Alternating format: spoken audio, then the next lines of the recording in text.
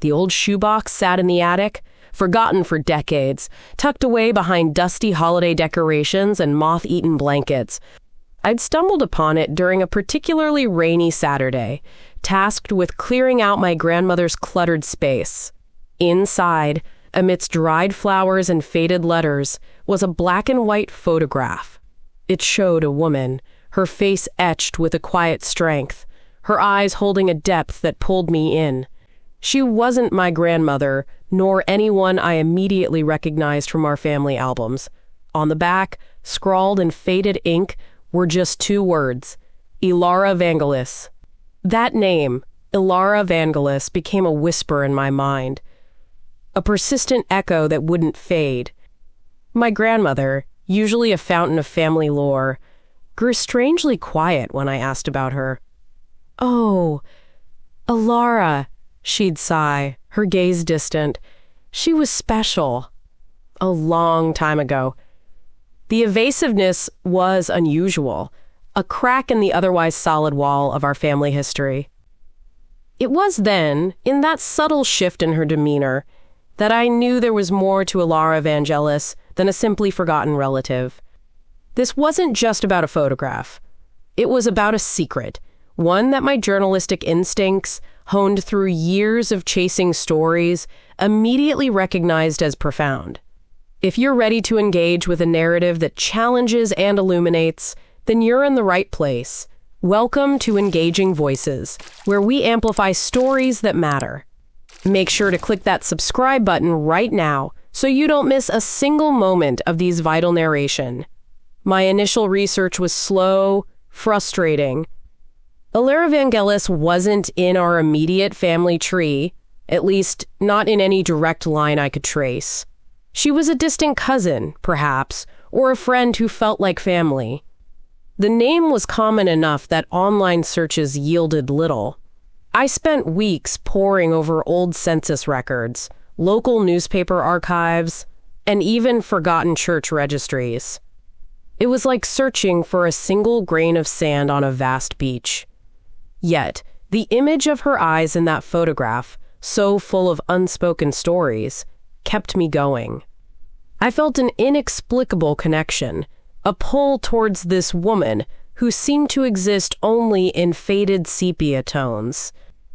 The first real clue came from an unexpected source, my great-aunt Beatrice, a woman known for her sharp memory and even sharper tongue. During a family gathering, after a few too many glasses of sweet tea, she leaned in, her voice dropping to a conspiratorial whisper.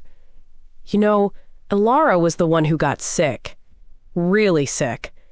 Back in the 50s, when things were different. They took her to that charity hospital, the one that used to be out on the edge of town, before it became the big research center. A charity hospital, the 1950s. The words clicked into place, resonating with something I'd read in a bioethics class years ago, a fleeting mention of medical practices from an era when patient consent was often an afterthought, especially for the poor and marginalized. My heart quickened. This was it. This was the thread I needed to pull. Elara Vangelis, as my great-aunt Beatrice reluctantly revealed, was a woman of quiet resilience.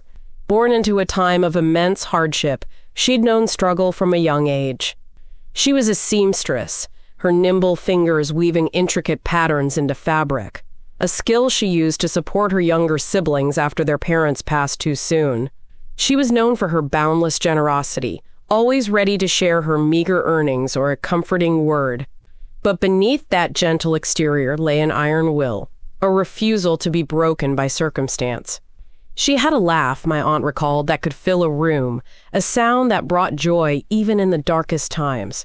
But then the illness came, a persistent cough, gnawing fatigue, a shadow that crept into her vibrant eyes. It was a time when medical knowledge was still evolving, and for those without means, options were limited. The charity hospital was her only hope. The hospital, then known simply as the Benevolent Institute, was a sprawling, imposing building, a beacon of hope for the destitute. but also a place where medical advancements were often pursued with a zeal that sometimes overshadowed individual rights. Elara, desperate for relief from her worsening condition, placed her trust in the doctors there. She underwent numerous tests, biopsies, and procedures, each one explained away as necessary for her treatment. She was too weak, too trusting, and too focused on simply surviving to question the extent of these interventions. She signed forms she barely understood, her signature a shaky testament to her faith in the medical establishment. What she didn't know, what no one told her, was that a small, seemingly insignificant sample taken during one of her routine biopsies would become something far greater than herself. It would become immortal. The breakthrough came quietly, almost unnoticed by the public, but it sent ripples of excitement through the scientific community. Dr. Eris Waterford, a brilliant but notoriously ambitious cellular biologist at the Benevolent Institute, had been struggling with a persistent problem: how to grow human cells in a lab indefinitely. Most human cells would divide a finite number of times before dying, a phenomenon known as the Hayflick limit. This made long-term research on living human tissue incredibly difficult. But then, he encountered Elara Vangelis' sample. Her cells were different, unprecedentedly different. They didn't just survive, they thrived. They divided and divided and divided again, seemingly without end. They were robust, resilient, and astonishingly adaptable. Dr. Waterford and his team were ecstatic. They named the new cell line EV cells, a subtle nod to their origin, but one that deliberately obscured the full name of the woman from whom they were taken. The initial reports in obscure scientific journals simply referred to them as a unique human cell line, EV cells, derived from a patient at the Benevolent Institute. No name, no history, just a code. The implications were staggering. These EV cells weren't just immortal. They exhibited an extraordinary capacity for cellular regeneration, healing damaged tissues at an accelerated rate, and showing an uncanny resistance to common degenerative diseases. They were a biological marvel, a living testament to the human body's untapped potential. Suddenly, the impossible seemed within reach, regenerating organs, reversing the effects of aging, perhaps even curing diseases that had long baffled medical science. The EV cells became the bedrock of countless research projects. Pharmaceutical companies used them to test new drugs, bypassing the need for expensive and ethically complex animal trials. Biotech firms engineered them to produce life-saving proteins and antibodies. Universities across the globe clamored for samples, and soon, a multi-billion-dollar industry sprung up around these remarkable cells. Dr. Waterford became a celebrated figure, lauded with awards and grants, his name synonymous with groundbreaking research. The Benevolent Institute, once a struggling charity hospital, transformed into a world-renowned research center, funded by the immense profits generated directly or indirectly from Elara Vangelis' unwitting contribution. Yet, as the scientific community celebrated, as fortunes were made, and as lives were potentially saved, Elara Vangelis herself remained an anonymous footnote, her identity buried beneath layers of scientific jargon and institutional silence. She had passed away not long after her cells were taken, her family left to mourn a life cut short, never knowing that a part of her lived on, thriving in laboratories around the world, making others wealthy and famous. The deception wasn't malicious in the sense of wanting to harm Elara, but it was a calculated omission, a systemic failure to acknowledge the human source, driven by the perceived greater good of scientific progress and the undeniable lure of financial gain. Her story, her humanity, was sacrificed on the altar of discovery, her legacy reduced to a mere acronym. The realization hit me like a physical blow. Elara Vangelis wasn't just a forgotten relative. She was the silent, uncredited cornerstone of a medical revolution. The EV cells that were discussed in scientific articles, the ones I'd vaguely heard about in passing, were her cells. My great-aunt Beatrice's hushed whispers, my grandmother's distant gaze. It all made horrifying sense. The charity hospital, the illness, the lack of consents. In an era where it was rarely sought from the vulnerable, it was all there, a chilling echo of stories I'd only read in textbooks.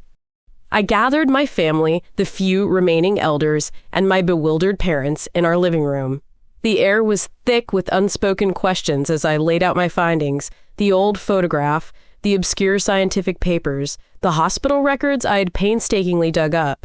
My voice trembled as I explained how Elara's cells, taken without her knowledge or explicit consent, had become the EV cells, the foundation of a multi-billion-dollar industry. Silence. Then, a cacophony of emotions erupted. My great-aunt Beatrice burst into tears, a mix of sorrow for Elara and simmering rage. My parents, usually pragmatic, were aghast. "They did what?" my father exclaimed, his face reddening. My grandmother, usually so composed, looked utterly devastated, a lifetime of suppressed grief and indignation finally breaking through. "She deserved better," she whispered, her voice barely audible. The family was fractured by the news. Some, like my uncle, immediately saw dollar signs. "We need to sue them. They owe us," he declared, his eyes gleaming with a desperate hope for financial relief. Others, like my cousin Maria, were more focused on recognition. "It's not about money," she argued passionately. "It's about her name, her legacy. They erased her." My grandmother and great-aunt, however, just wanted answers, an acknowledgement of the injustice, and perhaps a quiet piece for Elara's memory. I, the narrator, felt fierce protectiveness, a burning desire to right a historical wrong, to give Elara Vangelis the voice she was denied. Our attempts to contact the Benevolent Institute, now a gleaming, modern research powerhouse known as the Vanguard Medical Research Center, were met with a wall of bureaucracy and legal jargon. Our initial letters were ignored. Phone calls were routed through endless automated menus before being disconnected. When we finally managed to get a junior legal representative on the line, their tone was dismissive, almost condescending. The EV cells were obtained in accordance with the prevailing medical practices of the time, they stated blandly, and are now a vital component of global medical research. Any claims of ownership or compensation are without merit. They implied that Elara, as a patient of a charity hospital, had implicitly consented to the use of her tissues for research. It was a cold, calculated response, designed to shut us down. The ethical debate raged, not just within our family, but in my own mind. On the one hand, EV cells had undeniably contributed to incredible advancements. They were being used to develop therapies for Alzheimer's, to grow replacement tissues for burn victims, even to explore ways to extend human lifespan. Was it right to impede such progress for the sake of a historical injustice? On the other hand, what about Elara? What about her autonomy, her dignity? Was scientific progress truly ethical if it was built on a foundation of exploitation, especially of the vulnerable? The more I delved into the history of medical research, the more I saw patterns of marginalized communities bearing the brunt of experimental procedures, their bodies often treated as mere biological material. Our family struggle became my obsession. I reached out to bioethicists, legal scholars specializing in patient rights, and even other families who had similar, unacknowledged contributions to medical science. I learned about the complex legal landscape, how property rights over one's own tissues often cease once they leave the body, especially if they are transformed into something new and valuable in a lab. It was a disheartening reality, but it only fueled my resolve. We formed a small, informal advocacy group, calling ourselves the Elara Vangelis Legacy Project. We started a modest online petition, sharing Elara's story, the faded photograph, and the stark contrast between her humble life and the colossal industry built upon her cells. The initial response was slow, but gradually, people began to take notice. A few small independent news outlets picked up the story, drawn by the human drama and the ethical quandary. We even managed to get a brief mention on a local radio show. It wasn't the widespread media attention we hoped for, but it was a start. The Vanguard Medical Research Center remained unyielding, their legal team a formidable barrier. They cited patient privacy laws, the complexity of tracing decades-old samples, and the potential for a flood of similar claims if they acknowledged ours. It was a classic institutional defense: deny, delay, deflect. But we were not deterred. We held small protests outside their gleaming headquarters, carrying signs with Elara's photograph and slogans like, "Her cells, her story, her legacy." The security guards would watch us impassively, and employees would avert their gaze, but we knew we were planting seeds of doubt, chipping away at their carefully constructed image. The emotional toll on our family was immense. My grandmother, though proud of our fight, often retreated into herself, reliving the pain of losing Elara and the injustice of her exploitation. My uncle, frustrated by the lack of immediate financial gain, threatened to pull out, accusing me of wasting our time. It was a constant balancing act, managing their expectations, their grief, and their anger, all while navigating my own complex emotions. There were days I wanted to give up, days I felt overwhelmed by the sheer power of the institution we were up against. But then I would look at Elara's photograph, at those resolute eyes, and find renewed strength. Her story deserved to be told, to be etched into public consciousness, not just for her, but for all the unseen, unheard individuals whose contributions have silently propelled scientific progress. Our breakthrough came not from a courtroom, but from an unexpected ally within the scientific community itself. Dr. Lena Petrova, a retired bioethicist who had once worked at the Vanguard Medical Research Center, read one of our online articles. She reached out to me, her voice filled with a quiet urgency. "I remember EV cells," she confessed. "There were whispers, even back then, about the ethics of their acquisition." Dr. Waterford was brilliant, but he was also single-minded. He saw the cells as a discovery, not as a person's biological material. Dr. Petrova became our secret weapon. She provided us with internal memos, old research notes, and anecdotal evidence that, while not smoking gun for a lawsuit, painted a clearer picture of the institutional culture at the time. She confirmed that while no malicious intent existed to harm Elara, there was a deliberate decision to prioritize scientific expediency over patient consent and identification. She explained how the prevailing practice argument was a convenient shield, and how the immense potential of the EV cells led to a collective blind spot regarding their origin. Armed with Dr. Petrova's insights, I drafted a comprehensive report, weaving together Elara's personal story, the scientific history of the EV cells, and the ethical implications of their unacknowledged use. I sent it to every major news outlet, every medical journal, and every bioethics committee I could find. This time, the response was different. The story was no longer just a small family grievance. It was a compelling narrative that highlighted a critical flaw in the very fabric of medical research. A prominent national newspaper, known for its investigative journalism, finally took notice. A reporter, intrigued by the depth of my research and the raw emotion of Elara's story, spent weeks interviewing my family, Dr. Petrova, and even former colleagues of Dr. Waterford. The resulting article, published on the front page, was a bombshell. It laid bare the truth of Elara Vangelis, the humble seamstress whose cells had quietly fueled a multi-billion-dollar industry, while her family lived in obscurity, unaware of her profound, uncredited contribution. The headline read, "The Unseen Legacy: How One Woman's Cells Built an Empire, Unbeknownst to Her Family." The public reaction was immediate and overwhelming. There was outrage, sympathy, and a renewed debate about patient rights, informed consent, and the ethics of commercializing human biological material. The Vanguard Medical Research Center, once unyielding, found itself under intense public scrutiny. Their carefully crafted image of scientific benevolence crumbled under the weight of the revelations. Funders began to ask uncomfortable questions. Ethical review boards launched investigations. Facing a public relations nightmare and the threat of severe reputational damage, the Vanguard Medical Research Center finally, reluctantly, reached out to us.